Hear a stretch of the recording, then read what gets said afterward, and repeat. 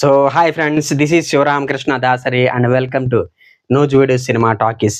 Friends, ఈ వీడియోలో మీకు నేను టామ్ క్రూజ్ లీడ్ రోల్ పోషించిన Mission Impossible the Final Reckoning movie యొక్క రివ్యూ చెప్తానండి. ఈ మూవీ యొక్క లెంగ్త్ వచ్చేసి సుమారుగా 2 hours 49 minutes అండి. మిషన్ ఇంపాసిబుల్ సిరీస్ లో ఇది 8th పార్ట్ అండి. అయితే కొన్ని న్యూస్ మ్యాగజైన్స్ లో వచ్చిన ఆర్టికల్స్ ప్రకారం చూసుకుంటే మిషన్ ఇంపాసిబుల్ సిరీస్ లో ఇదే లాస్ట్ అని చెప్పేసి తెలుస్తోంది. కాకపోతే మూవీని ఎండ్ చేసిన విధానం చూస్తే మళ్ళీ ఇంకొక పార్ట్ ఉండొచ్చేమో అని చెప్పేసి అనిపిస్తుంది అనమాట. క్లైమాక్స్ అలా సస్పెన్స్ గా ఎండ్ చేస్తాడనమాట. మేబీ నెక్స్ట్ పార్ట్ కూడా ఉండొచ్చు అని చెప్పేసి అనుకుంటున్నా. నా అంచనా ప్రకారం అయితే 8 వచ్చింది కదా, 9, 10 కొంచెం రౌండ్ ఫిగర్ కదండి. 10th అలా ఆపేస్తారేమో అనిపిస్తుంది. ఫాస్ట్ అండ్ ఫ్యూరియస్ కూడా 10 సిరీస్లతో ఆపేసినట్టున్నారు కదా, అట్లాగే మేబీ దీన్ని కూడా 10 పార్ట్లుగా తీసి ఆపొచ్చేమో. ఇది జస్ట్ నా యొక్క గెస్సింగ్ మాత్రమే. ఇట్లాంటి సినిమాలకి యాక్షన్, కొరియోగ్రఫీ మరియు స్క్రీన్ ప్లే, స్టోరీ, ఆ క్యారెక్టర్స్ మధ్యలో ఉండే ఎమోషన్ ప్రధాన బలం అనమాట. మరి ఓవరాల్ గా మిషన్ ఇంపాసిబుల్ మూవీ బాగుందా అంటే మాత్రం మిషన్ ఇంపాసిబుల్ ప్రీవియస్ మూవీస్ తో పోల్చుకుంటే క్వాలిటీ పరంగా ఈ ఫిల్మ్ కొంచెం టాప్ లెవెల్ ఉంటుందేమో కానివ్వండి, స్టోరీ పరంగా కానివ్వండి, ఎంటర్టైన్మెంట్ పరంగా చూస్తే కొంచెం డిసప్పాయింట్ చేసిందేమో అనిపించింది. ఏదేమైనా సరే మిషన్ ఇంపాసిబుల్ సిరీస్ లో నాకు బాగా ఇష్టమైన సినిమాలు అంటే మాత్రం ఫాల్ అవుట్, రోగ్ నేషన్ సినిమాలు నాకు చాలా ఇష్టం అండి. వాటితో పోల్చుకుంటే ఇది వాటిలో కొంచెం ఒక సగం అనుకోవచ్చండి.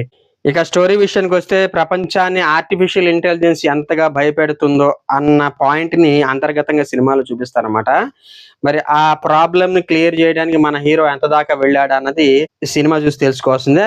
కాకపోతే క్లైమాక్స్ లో వచ్చేటటువంటి ఆ యాక్షన్ సీన్ చూస్తుంటే ఈ మిషన్ ఇంపాసిబుల్ సిరీస్ లోనే ఫాల్ అవుట్ అని చెప్పేసి ఉంది కదండి, ఆ క్లైమాక్స్ ని యాజ్ ఇట్ ఈజ్ ఇందులోనే తీసుకొచ్చి కొంచెం అటు ఇటు మార్చి పెట్టేశారు అనిపించింది.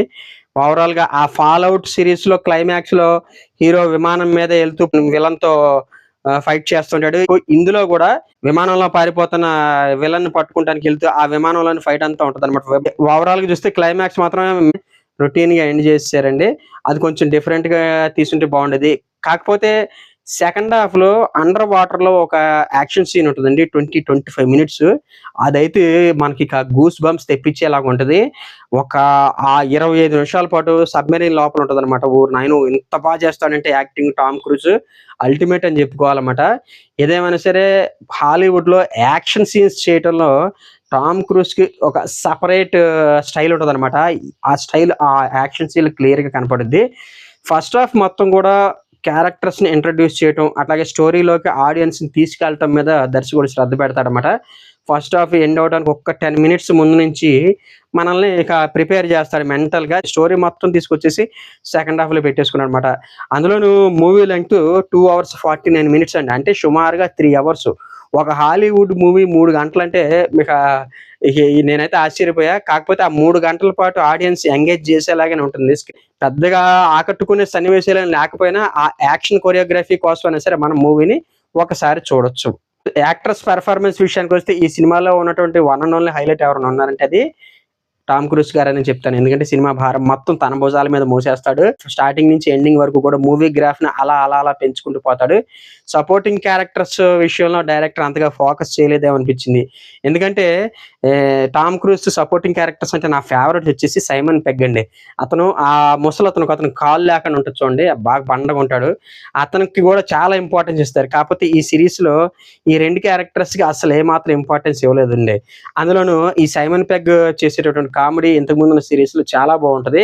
ఈ సినిమాలో మాత్రం అతని క్యారెక్టర్ ని కంప్లీట్ గా నెగ్లెక్ట్ చేశారేమో అనిపించింది. ఓవరాల్ గా డైరెక్టర్ కంప్లీట్ గా టామ్ క్రూజ్ మీద ఫోకస్ చేసి మూవీని రన్ చేశాడండి.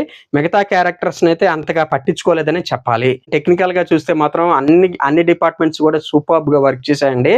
యాక్షన్ మూవీస్ ని ఇష్టపడే వాళ్ళకి ఈ సినిమా ఐ ఫీస్ట్ అని చెప్పొచ్చండి. ఇక ఈ సినిమాకి నేను ఇచ్చే రేటింగ్ వచ్చేసి 3.5 అండి. నా ప్రజెంటేషన్ కనుక మీకు నచ్చినట్లయితే లైక్ చేయండి, షేర్ చేయండి. మీ ఫ్రెండ్స్ అండ్ ఫ్యామిలీ మెంబర్స్ చేత కూడా మన యూట్యూబ్ ఛానల్ కొంచెం సబ్స్క్రైబ్ చేయించండి. థ్యాంక్ యూ అండ్ జై హింద్.